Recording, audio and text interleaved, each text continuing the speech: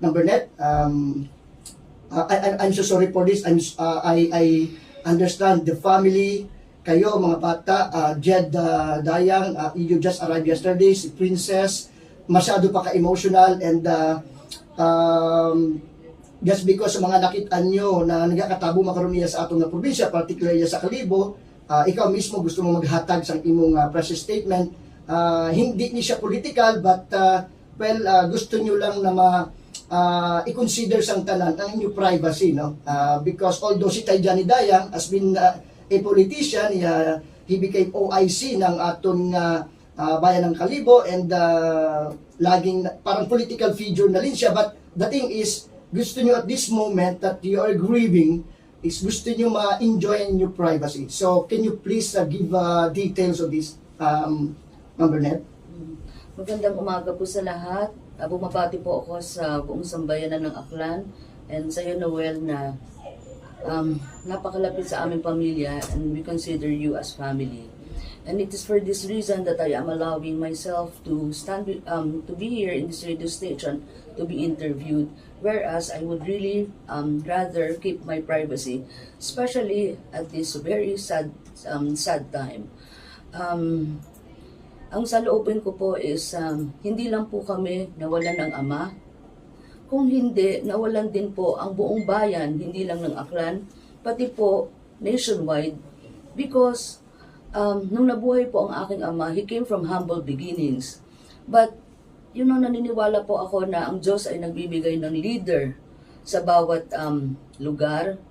At nagkataon po na noong 1935, binigyan po ang Aklan ng isang napakatalinong tao at napakabuting tao at binansagan po siya. One of the accolades given to him was Aklan's most illustrious son.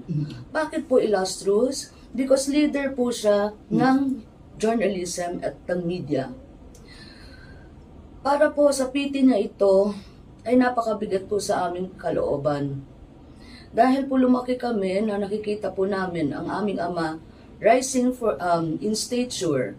Mula po nang dinala siya, dumaki po siya dito sa bayan ng Aklan. Minentor po ni Tyro Mandela Cruz, who he fondly calls.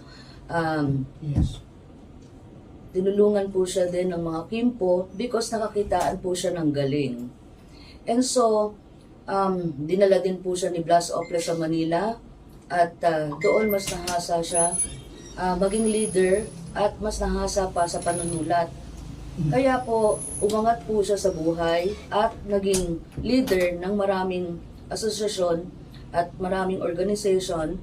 Kasama na po doon ang pagiging commissioner ng UNESCO, director ng sweepstakes, gobernador ng Red Cross, at marami po pong iba. But ang pinaka field niya po is journalism. And so, doon po siya nakilala. Pero sa kabila ng ganon, ay lagi niyang bit ang pagmamahal niya sa bayan ng Aklan. And so, tinatawag niya po ang sarili niya na the Dayang of Aklan. Whereas, ang grandfather ko po ay talagang galing sa Palitan, Capiz. Pero, with pride, dahil dito po siya sa Banga Aklan ipinanganak, so he identifies himself as the Dayang of Aklan.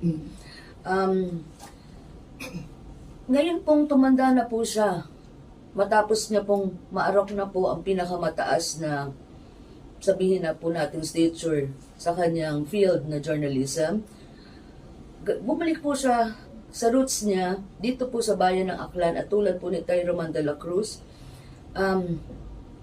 Nakikakitaan niya po ng mga potential ang mga manunulat pareho Manuel and broadcast media.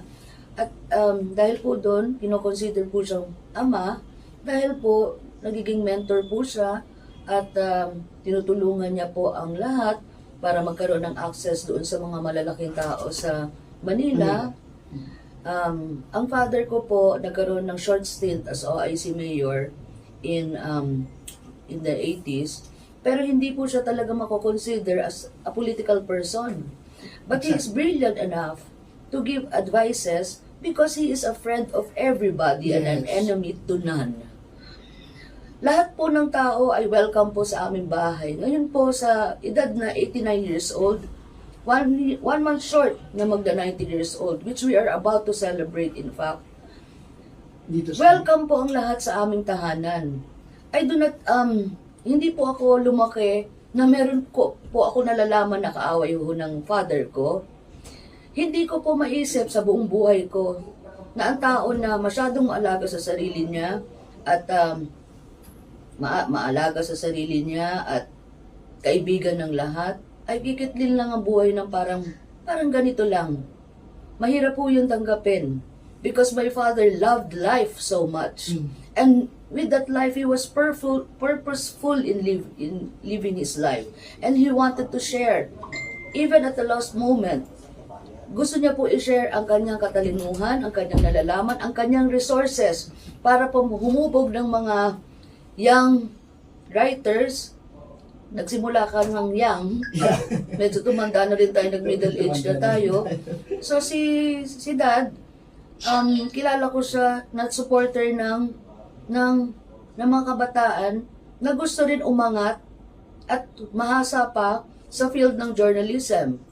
And leader po siya. So, gusto ko pong sabihin na sa amin, para magamit ang kanyang pangalan at legacy, ang pangalan niya for political gain, napakahirap po yun tanggapin because hindi po siya politiko, unang-una. Meron ho siyang, proud ho siya na naging OIC mayor po siya, but it is not, hindi ho talaga siya, hindi ho siya bark dog or maingay na tao para po maging threat siya to anybody else.